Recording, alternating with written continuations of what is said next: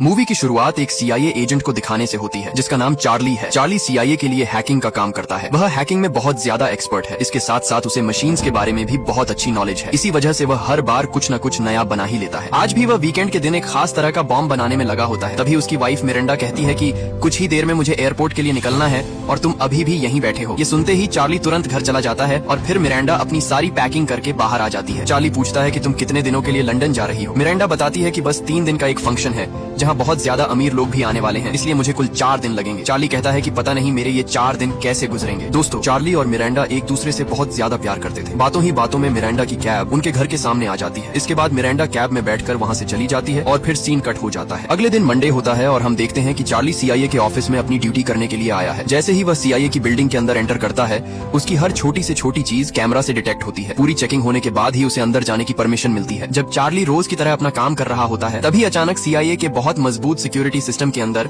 एक दूसरा हैकर घुस जाता है। चार्ली तुरंत उस हैकर को सीआईए के सारे सिस्टम से बाहर निकाल देता है, लेकिन तभी वह हैकर चार्ली को मैसेज करता है। उस हैकर का नाम इनक्विलाइन होता है। वह कहता है कि यह मेरा असली नाम नहीं है और मैं तुम्हारे लिए किसी भी तरह का खतरा नहीं हूँ। चार्ली जवाब देता है कि अगर तुम गलती से सिस्टम में घुसे हो तो मैं कुछ नहीं कहूंगा, लेकिन ऐसी चीजें गलती से नहीं होती, इसलिए अपना मकसद बताओ। चार्ली धमकी देता है कि वरना तुम दुनिया के जिस भी कोने में छुपे होगे, मैं तुम्हें ढूंढकर सीआईए को तुम्हारे पीछे भेज दूंगा। इस पर इनक्विलाइन कहता है कि मैं तुम्हें कल बहुत ही इंपॉर्टेंट इन्फॉर्मेशन देने वाला हूँ जो तुम्हारे बॉस के बारे में है। तुम्हारा बॉस गद्दार है। इनक्विलाइन कहता है कि फिलहाल मैं इससे ज्यादा कुछ नहीं बता सकता। ये सुनकर चार्ली कहता है कि अगर मैं चाहूँ तो तुम्हारी लोकेशन ट्रैक कर सकता हूँ और मुझे पता है कि तुम टर्की के रहने वाले हो, इसलिए मुझसे खेल मत खेलो और सच बताओ। इसके बाद इनक्विलाइन पूरा सच बता देता है। वह कहता है कि तुम्हारे ऊपर जो 2 बॉस हैं वे दोनों गद्दार हैं, लेकिन उनके ऊपर जो डेप्यूटी एलिजाबेथ है वह बहुत अच्छी औरत है। तुम्हारे बॉस रूसो और एल्बी कल एक जगह पर टेररिस्ट अटैक कराने वाले हैं। ये सुनते ही चार्ली बहुत ज्यादा हैरान हो जाता है। वह पूछता है कि आखिर मैं तुम्हारा यकीन क्यों करूं। इनक्विलाइन कहता है कि तुरंत मेन सर्वर रूम में जाओ जहां मास्टर कंप्यूटर रखा है। ये सुनकर चार्ली और भी हैरान हो जाता है। चार्ली सोचता है कि इनक्विलाइन को सीआईए के अंदर मास्टर कंप्यूटर की जगह कैसे पता है। इनक्विलाइन कहता है कि अब तो तुम मेरा यकीन कर सकते हो क्योंकि मुझे सीआईए की बहुत सारी इन्फॉर्मेशन पता है। चार्ली बिना सोचे समझे मेन रूम में चला जाता है। वहाँ पहुँचते ही चार्ली कंप्यूटर पर इनक्विलाइन की लोकेशन ट्रैक करने लगता है, लेकिन हम देखते हैं कि उस कंप्यूटर में इनक्विलाइन का वायरस पहले से एक्टिव होता है। ये देखकर चार्ली को बहुत बड़ा झटका लगता है। कुछ करने से पहले ही उसके सामने कई रिपोर्ट्स आ जाती हैं। इन रिपोर्ट्स में अमेरिका के कुछ टॉप सीक्रेट्स होते हैं। उनमें लिखा होता है कि 2022 में जो बॉम्ब ब्लास्ट हुए थे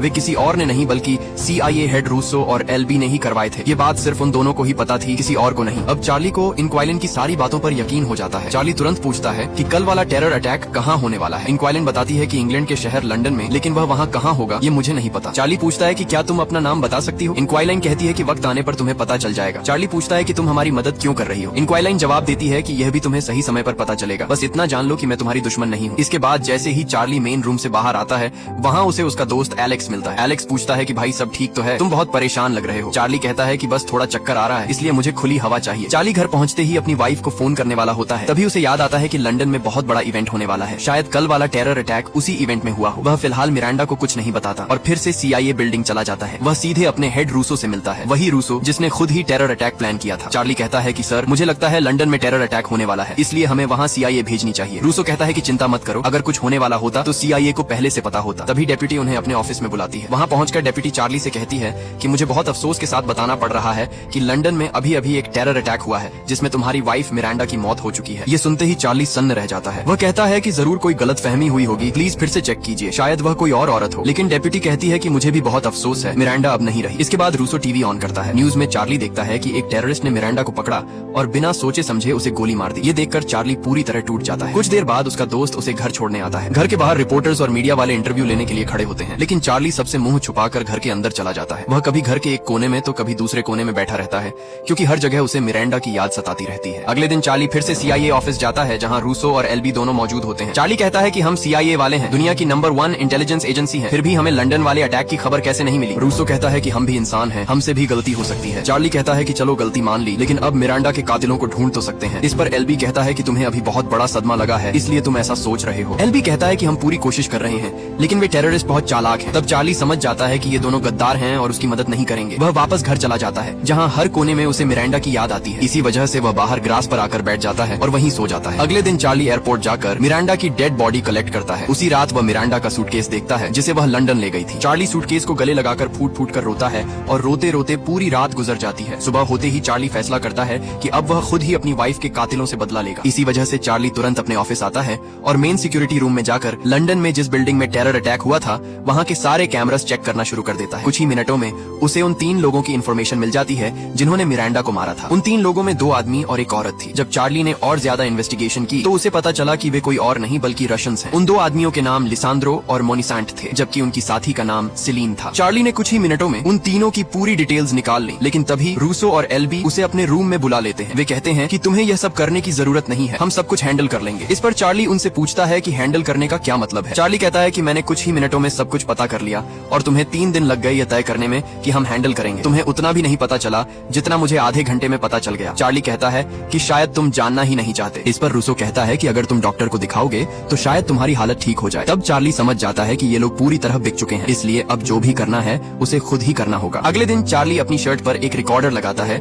और उस रिकॉर्डर को पेपर क्लिप से कुछ पेपर्स पर लगा देता है। वे पेपर सीधे रूसो के रूम में जाते हैं, जहाँ चार्ली उन पेपर्स पर रूसो और एल्बी के किए हुए साइंस दिखाता है। चार्ली कहता है कि ये पेपर्स देखिए, इन पर आपके साइंस हैं। इन पेपर्स में लिखा है कि 2022 में लॉस एंजलिस में जो अटैक्स हुए थे उनकी इंक्वायरी CIA खुद करेगी। इंक्वायरी और नोटिफिकेशंस के बाद उन अटैक्स पर कोई पेपर वर्क नहीं किया गया। चार्ली पूछता है कि बताइए CIA कब से चोर बनने लगी। ये सुनते ही एल्बी बहुत ज्यादा गुस्सा हो जाता है। वह कहता है कि बेटे, CIA से निकाले जाने से पहले अपनी लिमिट्स में रहो और जितना पैसा मिलता है उतना ही काम करो। एल्बी धमकी देता है कि कहीं ऐसा न हो कि हम तुम्हें कहीं छोड़ आए। इस पर चार्ली कहता है कि धमकियां सुनना अच्छा लगता है, धमकाने से बेहतर है कि कुछ करके दिखाओ। तब रूसो पूछता है कि तुम हमसे क्या चाहते हो। चार्ली कहता है कि मुझे तुमसे कुछ नहीं चाहिए, मैं बस चाहता हूँ कि मुझे इन दीवारों से बाहर निकाला जाए और स्पेशल ट्रेनिंग के लिए भेजा जाए। उसी ट्रेनिंग से मैं खुद अपनी वाइफ के किलर्स को ढूंढ कर मारूंगा। ये सुनते ही रूसो और एल्बी जोर जोर से हंसने लगते हैं। वे कहते हैं कि लगता है तुमने कल रात जॉन विक देखी है। चार्ली कहता है कि मुझे जॉन विक के बारे में नहीं पता, लेकिन जब तक मैं अपनी वाइफ के किलर्स को मार नहीं देता तब तक चुप नहीं बैठूंगा। ये सुनकर एल्बी हंसता है और कहता है कि ठीक है, हम तुम्हें 1 महीने के लिए फील्ड में स्पेशल ट्रेनिंग के लिए भेजने को तैयार है, लेकिन याद रखना इसके बाद CIA तुम्हारी किसी भी तरह की मदद नहीं करेगी, न पैसा मिलेगा और न प्रोटेक्शन। चार्ली कहता है कि मुझे कुछ नहीं चाहिए, मुझे सिर्फ स्पेशल ट्रेनिंग चाहिए। इसके बाद चार्ली तुरंत वहाँ से बाहर चला जाता है। जैसे ही वह बाहर जाता है हम देखते हैं कि रूसो और एल्बी कहते हैं कि लगता है इसे हमारे बारे में बहुत कुछ पता है। एल्बी कहता है कि जब तक यह ट्रेनिंग करता रहेगा हम पीछे से इसके बारे में सब कुछ पता कर लेंगे और इसके सारे सीक्रेट्स अपने पास रखेंगे ताकि यह कभी हमारे खिलाफ न जा सके। कुछ घंटों बाद हम चार्ली को देखते हैं जो स्पेशल ट्रेनिंग के लिए कर्नल बैंडो के पास पहुंचता है। दोस्तों, अगर यहाँ तक वीडियो पसंद आई हो तो आगे जाने से पहले वीडियो को लाइक और चैनल को सब्सक्राइब जरूर करें, इससे हमें बहुत मोटिवेशन मिलती है। बैंडो कहता है कि मेरा नाम मेजर बैंडरसन है और तुम मुझे बैंडो कह सकते हो। इसके बाद वे दोनों कार में बैठकर साइट की तरफ निकल जाते हैं। बैंडो कहता है कि अगले 30 दिन तक तुम्हें बिल्डिंग से बाहर जाने की इजाजत नहीं होगी। बैंडो कहता है कि तुम्हें दिन रात ट्रेनिंग करनी होगी। चार्ली कहता है कि मैं ट्रेनिंग करने ही आया हूँ, लेकिन बैंडो कहता है कि समय वह बताएगा। इसके बाद सीन कट हो जाता है और हम CIA बिल्डिंग देखते हैं जहाँ रूसो और एल्बी चार्ली के ऑफिस में जाते हैं। कई घंटों की सर्च के बाद भी उन्हें चार्ली के खिलाफ कुछ भी यूजफुल नहीं मिलता। दूसरी तरफ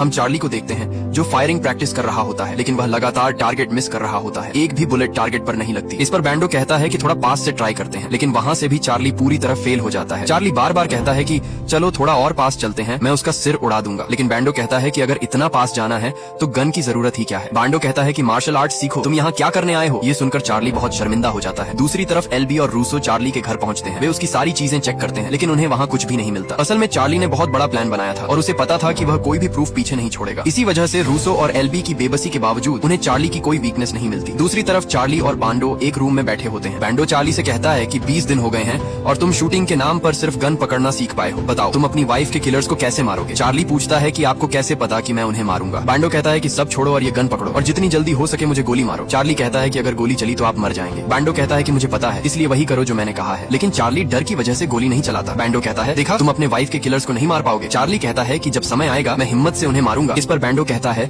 कि जब समय आएगा तुम्हें यह भी याद नहीं रहेगा कि गन से बुलेट किस होल से निकलती है, इसलिए तुम्हें शरीर से ज्यादा दिमाग का इस्तेमाल करना होगा। बैंडो कहता है कि मैंने बहुत लोगों को ट्रेन किया है लेकिन तुम जैसा कोई नहीं देखा। बैंडो कहता है कि तुम दिमाग से तेज हो लेकिन शरीर से कमजोर हो, इसलिए मैं तुम्हें फिजिकल ट्रेनिंग नहीं दे सकता, तुम्हें सबको अपने दिमाग से मात देनी होगी। यह कहकर बैंडो वहाँ से चला जाता है। अब हम एल्बी और रूसो को देखते हैं जिन्होंने 20 दिन तक सर्च करने के बाद भी चार्ली के खिलाफ कोई प्रूफ नहीं पाया, इसीलिए अब वे बैंडो को ऑर्डर देते हैं कि चार्ली को मार दिया जाए ताकि वह रूसो और एल्बी के खिलाफ गवाही न दे सके। जब बैंडो चार्ली के रूम में आता है तो वह देखता है कि चार्ली वहाँ नहीं है। ये देखकर बैंडो बहुत हैरान हो जाता है। अब हम चार्ली को देखते हैं जो एयरपोर्ट पर बैठा हुआ रूसो और एल्बी की सारी बातें सुन रहा होता है, क्योंकि जो पेपर्स चार्ली ने रूसो और एल्बी को दिए थे, हाँ वही पेपर्स जिन पर उनके साइंस थे, चार्ली ने उन पर पहले ही माइक्रोफोन लगा दिया था। वह रियल टाइम में उनकी सारी बातें सुन रहा होता है, लेकिन रूसो को इस रिकॉर्डर का भी पता चल जाता है। रूसो रिकॉर्डर में कहता है चार्ली हम तुम्हें ढूंढ लेंगे। इसके तुरंत बाद हम चार्ली को देखते हैं जो प्लेन से लंदन पहुंच चुका होता है। उसके पास बहुत सारा पैसा और कई फेक पासपोर्ट्स होते हैं जिनकी मदद से वह कहीं भी ट्रैवल कर सकता है। अब चार्ली लंदन में एक अपार्टमेंट लेता है क्योंकि उसे सेलिन की लोकेशन मिल जाती है। हाँ, यही वही लड़की थी जो उस दिन के टेरर अटैक में शामिल थी। चार्ली देखता है कि सेलिन रोज अपने बॉयफ्रेंड के साथ 2 घंटे के लिए बाहर जाती है। इसी समय चार्ली उसका अपार्टमेंट का लॉक तोड़कर अंदर घुस जाता है और सर्च करना शुरू कर देता है, इस उम्मीद में कि शायद उसे लिसांद्रो और मोनिसेंट के बारे में कुछ क्लूज मिल जाएं। वह देखता है कि दीवारों पर बहुत सारी पेंटिंग्स लगी होती हैं, लेकिन एक ड्रॉर में चार्ली को एक गन मिलती है। इसी वजह से चार्ली तुरंत उस गन को अपने साथ रख लेता है। तभी उसके फोन पर एक नोटिफिकेशन आता है जिसमें लिखा होता है कि सीलीन वापस अपने अपार्टमेंट आ रही है। ये नोटिफिकेशन किसी और का नहीं बल्कि इंक्विलाइन का होता है। फोन में ट्रैकर देखकर चार्ली को पता चलता है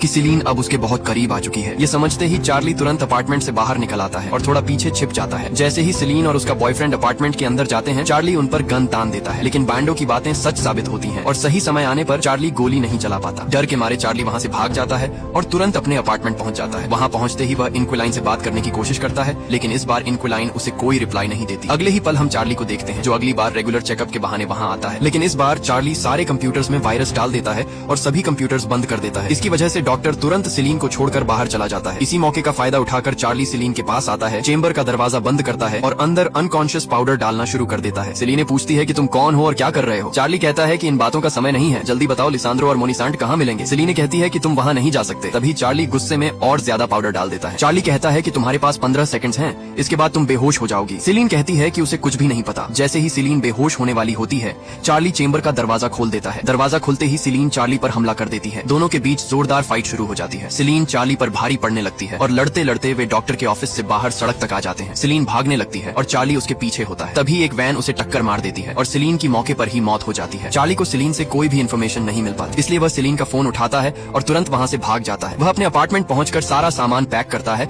और वहाँ से किसी दूसरी सिटी जाने का फैसला करता है ताकि कोई उसे ट्रैक न कर सके। नई सिटी पहुंचते ही चार्ली एक बार में जाता है जहाँ वह देखता है कि बैंडो उसके पीछे आ चुका है। जैसे ही चार्ली की नजर उस पर पड़ती है, वह तुरंत वहाँ से भागने लगता है। भागते हुए वह एक दूसरे क्लब में घुस जाता है, लेकिन बैंडो वहाँ भी पहुँच जाता है। बैंडो कहता है कि भागने की जरूरत नहीं है, इससे कोई फायदा नहीं होगा। चार्ली पूछता है कि तुमने मुझे कैसे ढूंढ लिया। बैंडो कहता है कि क्या तुम CIA के सबसे अच्छे हैकर नहीं थे। फिर वह कहता है कि जो तुम करने जा रहे हो वह बहुत खतरनाक है। बैंडो चार्ली को समझाता है कि चुपचाप घर जाओ और कहीं छिप जाओ, वरना यहाँ मारे जाओगे और कोई पूछने वाला भी नहीं होगा। चार्ली कहता है कि अब वह पीछे नहीं हटेगा। इस पर बैंडो कहता है कि ठीक है, मुझे पता है कि CIA वाले दूध के धुले नहीं है। बैंडो कहता है कि इसी वजह से मैं तुम्हें तुम्हारे हाल पर छोड़ रहा हूँ। इतना कहकर चार्ली वहाँ से बाहर आ जाता है और सीन कट हो जाता है। अब हम टर्की का सीन देखते हैं जहाँ चार्ली पहुँच चुका होता है, क्योंकि इंक्विलाइन ने उसे टर्की आने को कहा था। इंक्विलाइन ने कहा था कि वह वहीं मिलेगा। बताई गई लोकेशन पर पहुँचते ही चार्ली देखता है कि इंक्विलाइन कोई लड़का नहीं बल्कि एक लड़की है और वह मुस्लिम भी होती है। चार्ली पूछता है कि तुमने CIA की हाई सिक्योरिटी कैसे तोड़ी और उनके कंप्यूटर्स को कैसे हैक किया। इस पर इंक्विलाइन कहती है कि मेरा नाम सारा है। वह बताती है कि उसके पति CIA में काम करते थे, लेकिन उन्होंने रूसो और LB का राज खोलने की कोशिश की थी। इसी वजह से रूसो और LB ने उन्हें मरवा दिया। सारा कहती है कि उसके पति ने उसे सब कुछ सिखाया था। सारा बताती है कि इसी वजह से वह पासवर्ड्स हैक करके चार्ली तक आसानी से पहुंच गए। चार्ली कहता है कि अब तुम्हें पता है कि रूसो और LB कितने खतरनाक हैं, फिर भी तुम मेरी मदद क्यों कर रही हो। सारा कहती है कि उसे अपनी जान की कोई परवाह नहीं है। सारा कहती है कि जैसे ही उसे पता चला कि चार्ली की वाइफ भी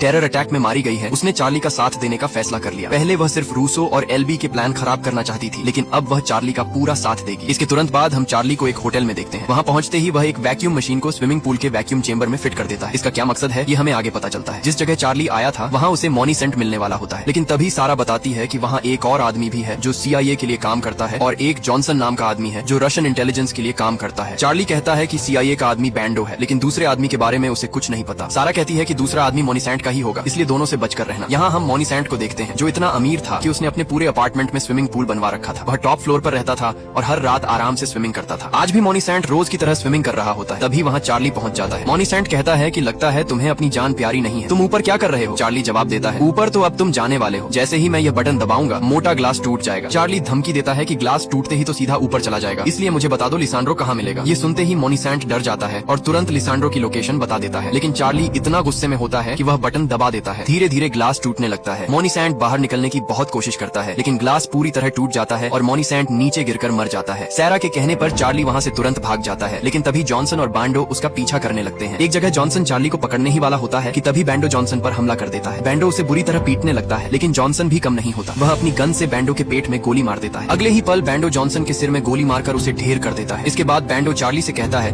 कि वह उसे पकड़ने नहीं बल्कि उसकी मदद करने आया था। वह चार्ली से कहता है कि जाओ और अपनी वाइफ का बदला लो। बैंडो कहता है कि अगर गलती से कोई जिंदा बच गया तो यह मत कहना कि मैं तुम्हारे साथ मिला हुआ हूँ, वरना मेरी जॉब भी जाएगी और मेरी जान भी। ये सुनते ही चार्ली तुरंत वहाँ से भाग जाता है। इसके बाद हम रात का सीन देखते हैं जहाँ सारा और चार्ली जिस जगह रुके होते हैं वहाँ टर्किश आर्मी हमला कर देती है। ये सब अमेरिकन CIA के कहने पर किया गया होता है। सारा चार्ली को कार में बैठाकर वहाँ से भागने लगती है। चारों तरफ से फायरिंग शुरू हो जाती है, लेकिन सारा बड़ी होशियारी से कार चलाती रहती है। तभी एक बुलेट सारा की छाती में लग जाती है और सारा की मौके पर ही मौत हो जाती है। ये देखकर चार्ली बहुत ज्यादा डर जाता है। चार्ली तुरंत सारा को कार की साथ ही सीट पर लिटा देता है और खुद कार चलाने लगता है। किस्मत से वह टर्किश आर्मी से बच निकलता है और एयरपोर्ट पहुंच जाता है। वहाँ से वह सीधे प्लेन पकड़ता है और लिसांड्रो लिसांड्रो की लोकेशन पर पहुंच जाता है। लेकिन तभी पीछे से कोई चार्ली पर हमला करता है, उसे बेहोश कर देता है और लिसांड्रो की बोट पर ले आता है। होश में आते ही लिसांड्रो चार्ली से कहता है कि तुमने सेलिनी को मारा, मोनिसेंट को भी मारा और तुम्हें लगा कि मुझे पता नहीं चलेगा। तुम इतने बेवकूफ हो कि लिसांड्रो को मारने खुद आ गए। चार्ली कहता है कि मुझे बस तुम्हें मारना है और कुछ नहीं। तुमने मेरी वाइफ को मारा है, इसलिए अब तुम मरोगे। लिसांड्रो कहता है कि मैंने तुम्हारी वाइफ को नहीं मारा, उसे एलबी और रूसो ने मरवाया था। मैं और मेरे दो साथी उनके कहने पर उन टेररिस्ट्स पर हमला कर रहे थे। हमारा मिशन कुछ और था। तुम्हारी वाइफ रास्ते में आ गई, इसलिए मैंने अपना रास्ता साफ किया। असल में सारा क्रेडिट सीआईए को जाना चाहिए। लिसांड्रो कहता है कि अगर तुम इस मास्टर प्लान का क्रेडिट मुझे देना चाहते हो तो मैं खुशी खुशी ले लूंगा। अब बताओ, तुम मुझे मारना चाहते हो या सीआईए के एलबी और रूसो को? चार्ली कहता है कि तुम जरूर मरोगे। तभी लिसांड्रो अचानक चार्ली को एक गन देता है और कहता है, लो इसे और एक ही शॉट में मुझे मार दो। चार्ली गन पकड़ लेता है और हमें लगता है कि वह लिसांड्रो को मार देगा ताकि लिसांड्रो के आदमी भी चार्ली को न छोड़े। लेकिन तभी चार्ली वह गन छोड़ देता है। हम देखते हैं कि लिसांड्रो की बोट अब कंट्रोल से बाहर हो चुकी होती है। दरअसल यह सब चार्ली की प्लानिंग थी। चार्ली ने पहले ही घर पर लिसांड्रो की बोट हैक कर दी थी और उसकी लोकेशन सीधे एलओसी के पास सेट कर दी थी। अब बोट नॉर्वे से रोमानिया की बॉर्डर क्रॉस कर जाती है। तुरंत रोमानियन आर्मी चारों तरफ से उस बोट को घेर लेती है। चार्ली आराम से बैठकर पानी पी रहा होता है। थोड़ी ही देर में रोमानियन आर्मी लिसांड्रो और उसके आदमियों को पकड़ लेती है। चार्ली कहता है कि मेरा नाम चार्ली है और सारी इन्फॉर्मेशन मैंने ही दी थी। इसके बाद रोमानियन आर्मी चार्ली को सुरक्षित अमेरिका भेज देती है। इसी के साथ चार्ली का बदला पूरा हो जाता है। अब हम सीआईए की डेप्यूटी को प्रेस कॉन्फ्रेंस में देखते हैं। वह बताती है कि अंदर की इन्फॉर्मेशन से पता चला है कि एलबी और रूसो गद्दार हैं, इसलिए उन्हें जेल भेजा जा रहा है। ये अंदर की इन्फॉर्मेशन किसी और ने नहीं बल्कि चार्ली ने दी थी। इसके बाद चार्ली को बहुत सुकून मिलता है। जब वह अपनी कार में बैठा होता है तभी बैंडो आता है और कहता है कि कभी कभी लड़ाइयाँ हथियारों से नहीं बल्कि दिमाग से जीती जाती हैं। यह कहकर बैंडो वहाँ से चला जाता है। इसी हैप्पी एंडिंग के साथ ये मूवी खत्म हो जाती है। दोस्तों, अगर वीडियो पसंद आई हो तो लाइक करें और ऐसी मूवी एक्सप्लेनेशंस के लिए चैनल को सब्सक्राइब जरूर करें।